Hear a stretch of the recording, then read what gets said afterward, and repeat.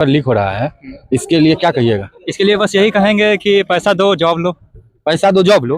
हाँ, बिना पैसा दिले पेपर थोड़ी मिल जाएगा भाई। सीट लेने के लिए यहाँ है ना कि भीड़ के हिस्सा बन। जो शिक्षा मंत्री है उसको सीधे फांसी दो। शिक्षा मंत्री को फांसी दो। शिक्षा मंत्री कौन है पता है आपको? धर्मेंद्र प्रधान। जो शिक्षा मंत्री धर्मेंद्र प्रधान है उसको रिजाइन देना चाहिए। तब तो जीता होगा ना। बीपीएस टीआरई का। टीआरई का कितने बच्चों ने सुसाइड कर लिया, ये डेटा किसी के पास नहीं है। नमस्ते नमस्कार, मैं हूं मनीष कुमार। आप देखना शुरू कर चुके हैं #News9। हमारी मौजूदगी अभी NIT घाट पर है। यहाँ पे कुछ छात्र हैं और बिहार में एक इतिहास लिखा जा रहा है, जहाँ पे अगर कोई भी कंपटीशन एग्जाम आप देने जा रहे हैं तो वो पेपर लीक होने की समस्या बिहार में हमेशा लगी रहती है। आइए इसी मुद्दे पे बात करते हैं। हमारे कुछ यंगस्टर से, बिहार के युवा हैं आप, बिहार में किस तरीके से एग्जाम होता है? क्या बताए, बिहार का ऐसे हालत ही है। अभी फिलहाल में GD का भी एग्जाम हुआ है, आपको पता होगा। या 26-27 को ऐसा हुआ था कि वहाँ पे सीट कम था और अधिकतम विद्यार्थी को वहाँ पे बुला लिया गया था, जिसके कारण वहाँ पे सिस्टम को भी फोड़ा गया है। हर एक जगह यही होता है। जैसे आज आप अभी SSC GD का तैयारी करते हैं? जी GD का एग्जाम देके आए हुए हैं। नाम क्या हुआ? शुभ नाम क्या हुआ? बबलू सिंह। बबलू सिंह। और आप पढ़ाई क्या करते हैं? क्वालिफिकेशन क्या है आपकी? जी हम अभी फाउंडेशन बैच कर रहे हैं। मेरा BA कंप्लीट नहीं हो रहा है, तो अभी हम फाउंडेशन बैच कर रहे हैं और छोटा मोटा एग्जाम दे भी रहे हैं। अभी कौन से एग्जाम अभी तक? जैसे अभी हम GD का एग्जाम दे के आए हैं फिलहाल में 18 तारीख को। हाँ, तो वो भी तो एग्जाम लीक हुआ है। क्या हुआ था उसमें मैटर? जब हम एग्जाम देते तब तक ठीक था। उसके बाद अभी बहुत सिचुएशन खराब चल रहा है कि बार बार कहीं पे भी सिस्टम फोड़ाफोड़ी हो रहा है और धांधली भी बहुत हो रहा है। जैसे अलग अलग शिकायत से आता है कि बार बार धांधली हो जाता है, कहीं पेपर ही हैक करके रखा जाता है, तो अलग होता है। लेकिन बिहार में ऐसा सिचुएशन है कि हर एक चीज का जब तक पेपर लीक ना हो तब तक कोई पेपर ही क्लियर नहीं होता है। ऐसा बोला जाता है कि बिहार में 4 चरणों में एग्जाम होता है, PT, मेंस, इंटरव्यू और उसके बाद कोर्ट का रास्ता दिखाया जाता है।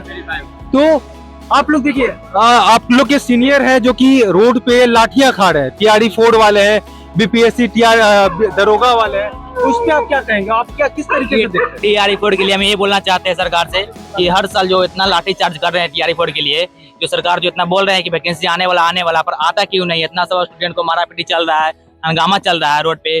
देखते हैं कहीं भी हम जाते हैं, इधर से गांधी चौक हो गया, गांधी मैदान हो गया, एजुकेशन रोड हो गया, अदल पथ हो गया, कहीं भी स्टूडेंट को मार पीट कर गोला तोड़ दिया जा रहा है, माथा फाड़ दिया जा रहा है। उसका भुगतान कौन कर? सम्राट चौधरी आ गया, उससे बने तो नीतीश कुमार था जो नौकरी अच्छा खासा भी दे रहा था। उससे बने जो तेजस्वी सरकार था, तेजस्वी था जो हर शिक्षक को बहुत सारा 1 लाख से प्लस वैकेंसी दिया था पिछला बार। इस बार अगर शायद रहता अगर तेजस्वी तो इस बार भी करते, इतना स्टूडेंट को लाठी खाने का अति नहीं पड़ता। और क्या मुझसे बोल सकते हैं सम्राट चौधरी। तो आपके फेवरेट तेजस्वी यादव है? जी हम तो तेजस्वी का सपोर्ट करेंगे।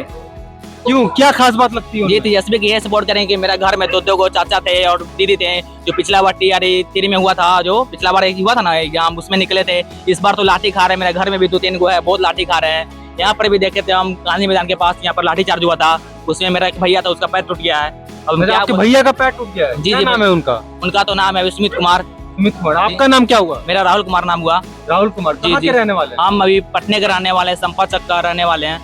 चंपाचक में रहने वाले हैं? जी। आपको क्या लग रहा है, आपका भविष्य बिहार में किस तरीके से सुरक्षित है? जी बिहार में तो भविष्य बहुत खतरा है भैया, बहुत खतरा है बिहार में लग ही नहीं रहा कि नौकरी मिलेगा।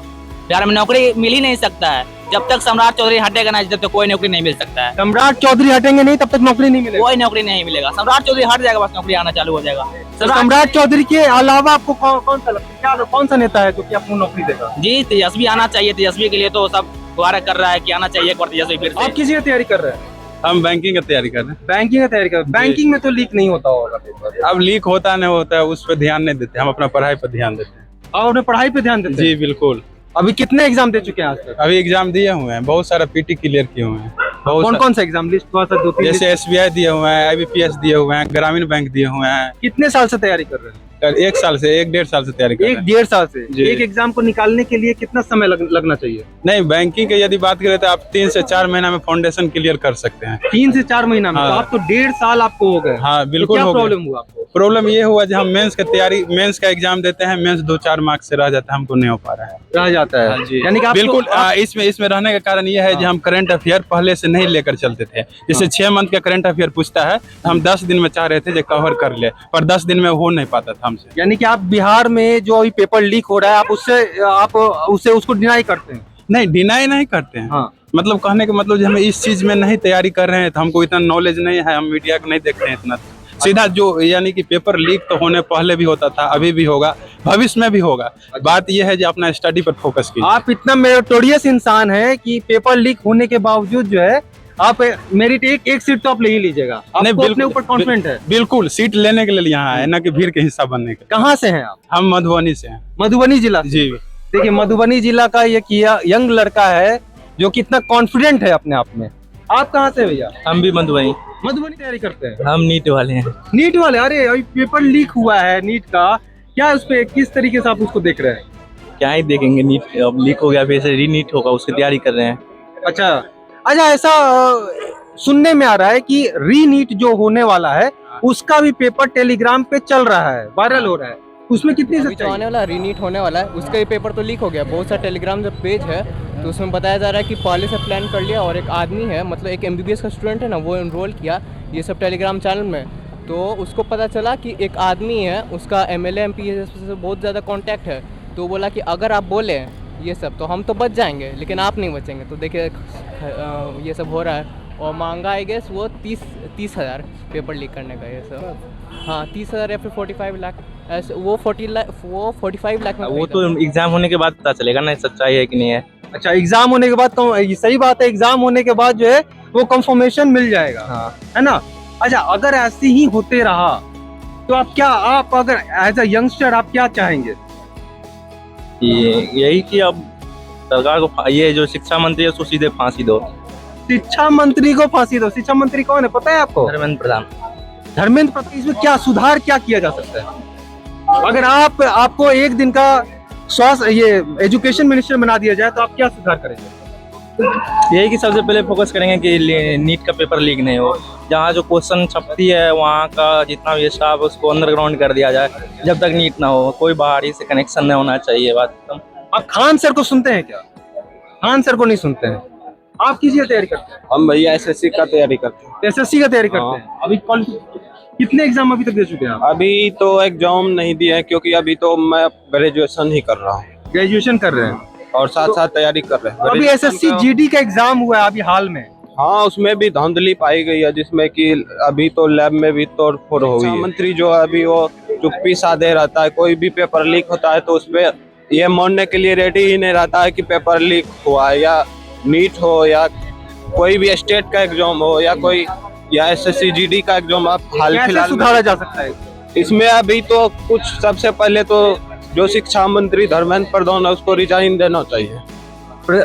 शिक्षा मंत्री को रिजाइन देना चाहिए क्योंकि अभी नीट में जो हुआ है उसमें बहुत बच्चे सुसाइड कर लिए, लेकिन उसको इस बात का थोड़ा सा भी शर्म नहीं है, लेकिन कुर्सी पे बैठा हुआ है। सिर्फ मोदी के बारे में उसको ट्वीट करना है, लेकिन स्टूडेंट का जो स्ट्रगल है या जो भी स्टूडेंट अभी सुसाइड किया उसके बारे में आज तक कुछ नहीं बोला। सिर्फ मोदी के बारे में, मोदी के नेतृत्व में ये हो रहा है, मोदी के नेतृत्व में ये वो हो रहा है, लेकिन जो स्टूडेंट सुसाइड किया लेकिन उसके बारे में कुछ नहीं बोलना। हम तो यही बोलेंगे बस शिक्षा मंत्री को रिजाइन शिक्षा मंत्री को रिजाइन देना चाहिए, ये हमारे यूथ का मांग है। वोट दे रहे हैं आप बीजेपी को और वो कांग्रेस का नहीं दे रहे हैं भैया। सही बताए तो वोट देता है भैया, वोट बीजेपी का कोई नहीं देता है। बीजेपी का वोट पड़ा ही नहीं है, पता नहीं सब कैसे जीत गया, कोई पता ही चल रहा है क्या?